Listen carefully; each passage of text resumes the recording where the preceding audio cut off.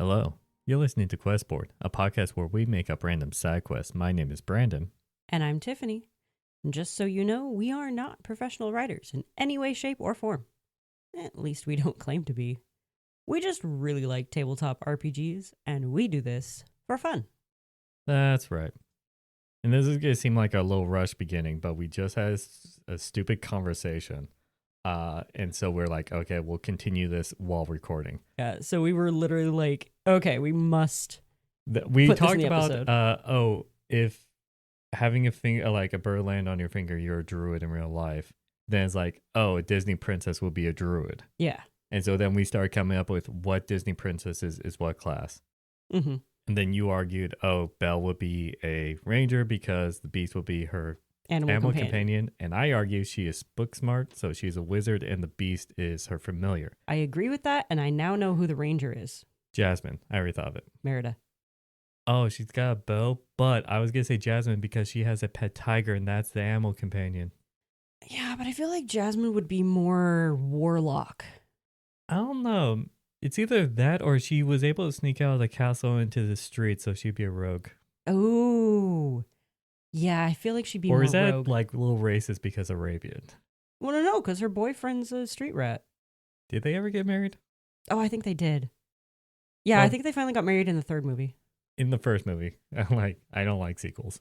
Okay, the third one is actually good I don't remember. because I've Robin seen it as a Williams kid. comes back as the genie in that one.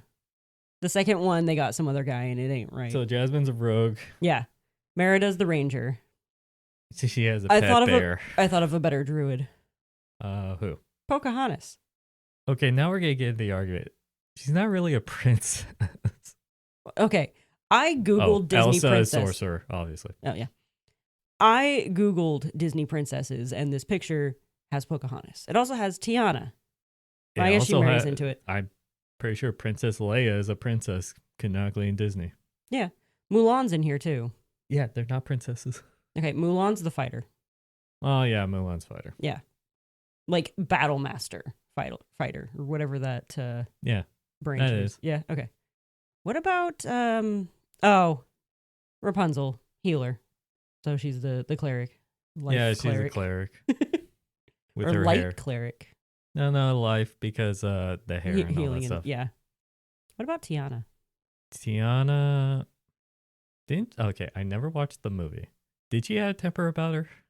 I mean, she could give you what for, but no, she's usually really just down to earth and methodical. Oh God, I just thought like voodoo magic. She's a warlock. Oh, she's the warlock. Yeah. Yeah, she's got the voodoo. Got the voodoo. Yeah, it's like voodoo themed warlock. We got it. We gotta get like the OGs in there. Cinderella and Aurora. Cinderella. Yeah. You know, Yeah, that one's rough. I was gonna say, what like I just thought like maybe a spell casting ability because then she could cast a spell disguise self because that's all about Cinderella. Oh, you know what? This is just a huge pull, but she's a paladin because she could cast Find Steed on Pumpkin to get her right. Okay. That's the best I could do. That's funny. I mean, yeah, Cinderella could be a paladin. I can see that working out. I got nothing on Aurora. Well, she sleeps through most of it. I know. She's the princess they're all trying to rescue. That just feels mean, though. I mean, I could argue maybe a little bit. It'll be funny if you did a Aurora as a warlock and her patron is Maleficent. Oh. That'd be a little bit interesting twist, but it's not a good representation of her. Yeah, that would be. I mean, you could say the same thing about Ariel with Ursula. True. Yeah. Actually, that would be the deep one. Warlock. Yeah. We have no barbarians. None of them are angry. I think maybe the closest one is Meredith. Merida. Oh. Yeah. The Scottish one. Yeah. She was very angry. True, but she's our ranger. I mean, Pocahontas could also be the ranger. Pocahontas could be the ranger for forging and all that stuff. Yeah. And she could also be a companions. scout rogue. She could be, yeah.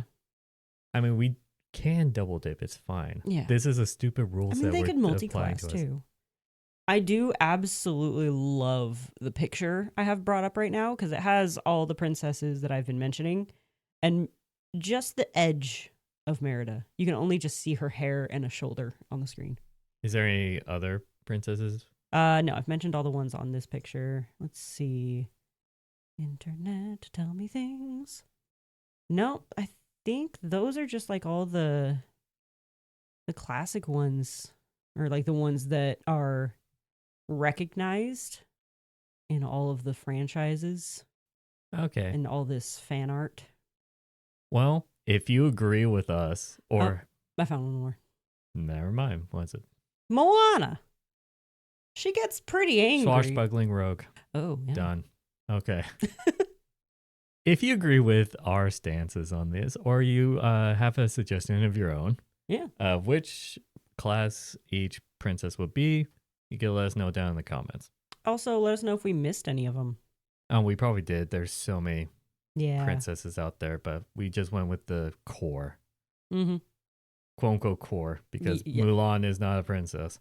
Well, I mean, doesn't she eventually get married to A general. a general? Yep, still not a princess. Anyways, we will make a quest, I guess. Oh, Actually right. do our podcast. Fine. The actual theme of it. Okay. Well, I got a deck of cards to draw. Yeah, we're drawing cards today. I need a scribe. I need someone to translate several books from languages I don't understand. If you're reading this, you're brighter than most of this town. Come see me at my shop. Huh. That's kind of meh. I think we've done a book one before. We've done book ones multiple times, I believe. I remember we had one where it was like translate a map in Draconic and all that stuff. I think so. Yeah, because we tied it to the party starter thing. Right, and we've had another one about organizing books. Yes, that was the whole magical books night at the museum. Right. Night at the library, I think it was called. Oh, yeah. And so how are we going to, because I want to point those out so that possibly we don't do the same thing. Right. So how are we going to make this one different? Because he just needs several books translated. Right, and as an adventuring party, you probably have multiple people from multiple different backgrounds who all speak different languages. Mm-hmm. Hopefully. Well, it depends on how good the players are. Yeah, everyone speaks common. How funny would it be if someone made a character that didn't speak common? I think I've done that once. That just sounds annoying. I think I remember I played a campaign I was in charge of where it was 3.5. Mm. And I think in that one, you can have a negative intelligence. So then you only know one language. I think he chose a race that was common, was not one of the starting ones. Ooh. And so we did a funny roleplay thing with that. I didn't realize common was never, or there was a chance. If where I common would be remember a starting correctly, language. this was like 8-9 years ago. So Yeah. it's a long time ago. I thought, okay, what? One, actually, no, they written this in common. If this was written in a different language, what happens if like they go and then it's just common books and they need to translate to like Yeah, that'd be funny. Elvish or Dwarven or something like that.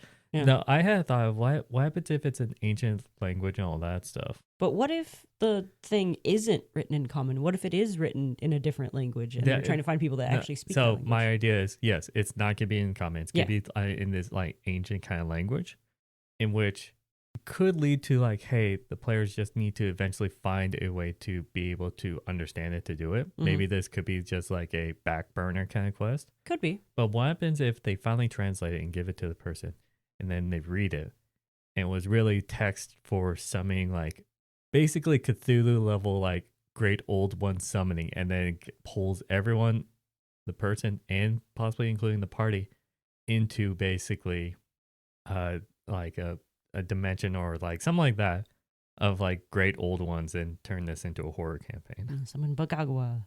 What? Sorry, I've been watching a lot of YouTube shorts recently, and Merv the cat is one that pops up a lot, and it's just a cat that makes these growling sounds, and sometimes when they translate it, it's like it's saying Bagagwa, and they're like, no, don't summon Bagagwa. So that's what popped in my head. I am so out of touch. Thanks, Merv. You're the best. I was also talking about not summoning. It was them being pulled. I know. Okay. You said Cthulhu and my brain went Bagagwa. That's when you summon a miniature Cthulhu where he's only like 3 feet tall. It makes that noise. I don't know. Now we need a t-shirt that's like a small Cthulhu arms up and says that text. Fear me. No, we can't take that. That's theirs. It's not like we're going to sell merch anyways. No, we're not. We might. Someday. Do you have any other ideas? I mean, aside from just mundane, hey, I've got these books in various languages and you guys all speak various languages. Can you translate them to common for me? That's boring.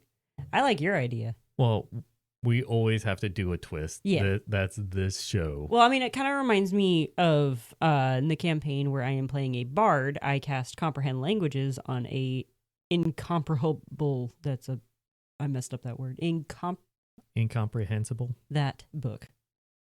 And turns out it was actually just a transcript of a play, but somehow reading those words will drive you almost insane. Like my character was freaking out for a little bit there. So it was something. Sanity checks. Yeah. It was something about just reading from the book in general that was bad. Yeah, it's standard Cthulhu level. But like our DM sent me like what the text was, and yeah, it was just like a transcript of a play. Don't know why. You're like, God, this play's awful. Yeah, kind of like that. Anyway, I turned into a warlock with a pact with a great old one, and it's linked to that book. Nice. Yeah. But do we want to do any other twist? Like it could lead to something else instead of the great old ones being called upon, in which then they maybe the great old one just wants to be left alone. You force the party to basically take on a level of warlock, basically saying, okay, then the tentacles come up and snare all of you, and you get pulled into this milky blackness. Mm-hmm. And then the great old one, or whatever gods you create, it's just like, how dare you disturb my slumber, that line and all that stuff. And then just like basically tell the party, everyone take a level in warlock. Great old ones, you could choose whatever beyond that. Interesting. And then the great old one will then give them a quest. It's like, you now do my bidding and all that stuff. Like forced employment. Yeah. Where then they will be releasing all that stuff. And let's say you give them, like, throughout the campaign, several different, like, side quests. Or even make this a main quest. But when you do these quests, then you just say, hey, everyone get a level in your warlock. And it's just like, when they do their usual level ups, you say you can't level up your warlock. You could go with anything else. But then when you do these missions, you'd say, level up your warlock. Okay. I like that. It's interesting. I think it would be kind of funny if when they get pulled in to visit the great old one, he's just like asleep on his couch. Because he totally has a couch. And they're like, excuse me? And he kind of rolls over like, what the heck? What are you guys doing here?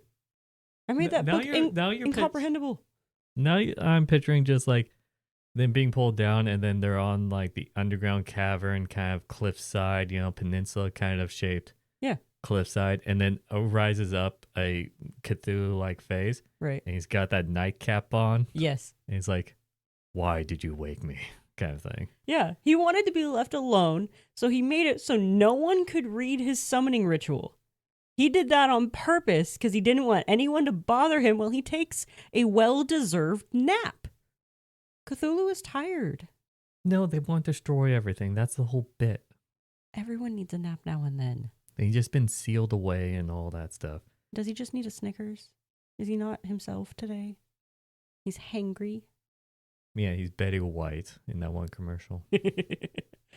Rest in peace, Betty. She was a gem. Still is. Yes.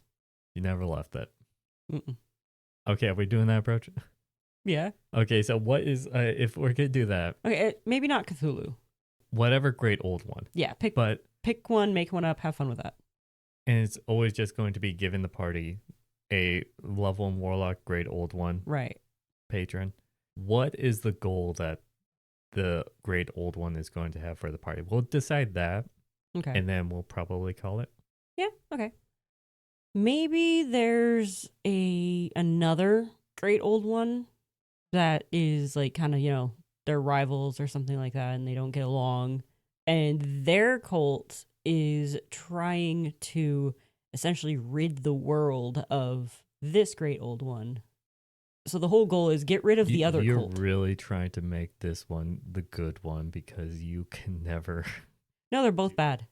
It sounds like you're saying, hey, this one's worse. No, not necessarily. Okay, well, how about this? Maybe it's not another cult of the Great Old One. Maybe it's like, a god's faction or something, and they're trying to get rid of this Great Old One's cult. And you've now been forced into servitude of said cult, and now you have to help him. Okay, this might require a lot of planning ahead for the DM. Oh, probably. But what happens if the first several missions and all that stuff, like the quests that they give, is like things that are prepping for the final one, which is a heist. A heist. Where for like heist, you gotta do the small missions as the prep missions. Yeah. Where it's like, I need to get this so that I could do this and all that stuff. It's hard to think of heist. We're not gonna think of one. Don't look at me like that. And I'm talking to viewers too. Don't look at me like that. You can continue looking at him like that if you wish. Yeah, stare at your speaker. So what if that is just a setup for that, and then it's just like, okay, now that we have all this set up, you're gonna use these things that you got from these missions and the levels I gave you to then steal this artifact from like this temple, which is like the Vatican of this like one god, highly defended by so many paladins. Mm-hmm. And you need to steal this artifact so I could gain its power. And then I will release your souls. So you're doing all of this so a Great Old One can gain the power of a god. Uh-huh. Uh-huh. I tried to pull you. Uh-huh. Uh-huh, yeah. I'm actually okay with this. I like that. And then if they succeed in all that stuff, then the next campaign is going to be like 50 years later where the world is burning. Because I would totally do that. And then the party's going to be like, what? Mm-hmm. I'm like, you did that. So it would be more like 50 years later. Ah, yes, after the great cataclysm wiped the world clean, we have survived, but only barely, type situation. And the player's like, what cataclysm? Uh-huh. It's like, oh, like, according to the stories, this Great Old One rised up from beneath the earth. Yeah. And it rained fire and all that stuff, wielding this power. And it's like, talks about like a dark, twisted version of what that god can do. Yeah. And then, like, all the other gods joined forces to try to, and then you take him down. I think there is a module where it's like like a post-apocalyptic module. Oh, nice. For D&D. Where it's like inspired by that, where it's just like, you're now doing a like post-apocalyptic scenario in D&D. Oh, that sounds great. Yes. And the party needs to remember they're the ones who caused it. They are the ones who caused this. Okay. I guess this is what we're doing. I guess, yeah. Do you have anything else to add, or this could be a short episode? Not really. It's really hard to come up with a great old one's names, so yes. I don't want anyone to try that. Well, sneeze and grunt in the middle of it, and you've probably got a name there somewhere. Add some phlegm. Yeah, oh yes. And two, I don't want to say a specific god because everyone's campaigns has their own unique gods and all that stuff. Right. Don't want to encroach on that because you could use any of them. Yeah, choose your pantheon. So I can't think. You know what? We're going to go way back around. Oh. What is the name of the guy who's trying to translate the books? Oh. Who accidentally sets down this path of the world's destruction. Right. Frank? Yeah, that sounds like a Frank move. Yes. Sorry, it's just the first one that really popped out at me. It's just Frank? Who dares disturb my slumber? Hi, I'm Frank. Yep. Oh, hey, it's me, Frank. But imagine that in Taika Waititi's voice, because I feel like that would be a really good Frank voice. Who? The He directed Thor Ragnarok. He's the voice of Korg, Oh, okay. the rock dude. Yeah. Okay, I know that voice. Yeah. I don't think we have anything else to add. I got nothing else. Okay, to recap, I guess. Oh. They get a posting about a bunch of books or several books that needs to be translated. Yep. It'll be like kind of the back burner. If they don't have anything, they could look for ways to help translate an ancient language. Right. And they could do like a couple of them. Like if they're just like normal languages that they speak that the scribe doesn't.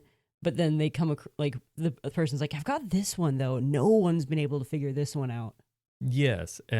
So it's either they'll get the spell of comprehend languages, or they will have to actually spend time to research and try to figure out what language and how to translate it. Yes. And they'll get paid per book. Yeah. And it's like one of those back burner kind of quests. Yeah. And maybe it'll be a multiple thing. Like you're going about your business and then you meet this guy, transcribe some books and whatnot, and then like go away. And maybe if you come back, he's like, oh, hey, I've got more books for you. Well, I imagine like 3 books and only 3 books. Okay. In which 2 of them are going to be just random exotic languages. All right. And then that third one is the special one where it's an ancient dead language. Gotcha. In which they will either have to use a spell of comprehend all languages, mm-hmm. or they have to research it and all that stuff. But it's kind of the thing that's like they'll have the book. If they just so happen to get into a city where it has a deep library, then they could spend time if they want to research it, because this is a side quest they have. Or if you really want to go the extra mile, you can create a cipher that your party or your players can attempt to decode. True. I'm not going to do that. No. That seems like a lot of work. Sounds like fun, though. And I'm not the best at, like, as a player, I am not good at that. I know. That would make it really difficult. You can even allow them to, like, take it home with them and work on it during downtime and stuff. But anyways, when they actually do it, and then they will, if they read it, then it will activate for them. But if they take it to Frank, he'll read it out loud and will pull all of them in. Mm-hmm. In which then they get volunteered into employment with a great old one. Voluntold? Or was it indentured servitude? They got hired to sell their souls. Yeah. And so then they will have a series of missions where they will gain levels of Warlock, which I think will be a fun mechanic. I think it would be too, yeah. Eventually it will lead down the fact that they've been prepping for a heist for an artifact this entire time. And then if they steal it, they could not. They'll be like, no, this is way too evil and all that stuff. Right, we're not doing this. And then it's like, punished. okay, well, then you're going to die. They're going to face the wrath of insert great old one's name here. Yes. But then the great old one will be like, I will free your souls and all that stuff. Mm-hmm. You will be like, this is the last job. Yeah. This and you're out. Yeah. It's like those standard heist movies. One more and I'm out. Yes. And so then if they do it, all that stuff, that'll lead to the end of the world. Yeah. And then you feel happy about it, because then you do a post-apocalyptic scenario, which is always fun. But if they somehow manage to like thwart the great old one and take him down, even if they manage that somehow, then in your next campaign, there are stories about the ancient heroes who defeated the great old one and statues in their honor and all that. That, or is it the silent battle where it's like people don't know what happened beneath them? Ooh, that's rough. That's that's more poetic. It's more fun to like call back to your previous characters, though. True, but it's more fun to call up back to your previous character when they destroyed the world. That is true, yes. But I'm just me. I don't know. I'm a little sadistic. Yeah. As you know, me being your DM. Oh, yeah. Anyways, if you put this campaign, it's kind of leaning towards campaign, but yeah, we turn things into party long starters con of a quest. Oh, yeah. In your campaign, let us know down in the comments of this YouTube video on X at QuestBoardPod or on Blue Sky at QuestBoard. If you have a job posting of your own that you want us to make a quest out of, hopefully something less vague as that. Yeah. Even though we did do something. No. We got lucky. Yes. Be sure to let us know on any of those sites. If you're listening to us on the go, then we do have a YouTube like we've talked about before. You could check us out. There is some visual gags from Tiffany sometimes. Few and far between. And if you're listening to us on YouTube, and want to listen to us on the go, we're on most podcasting platforms. I think with that, I wish you all a good night. And happy questing.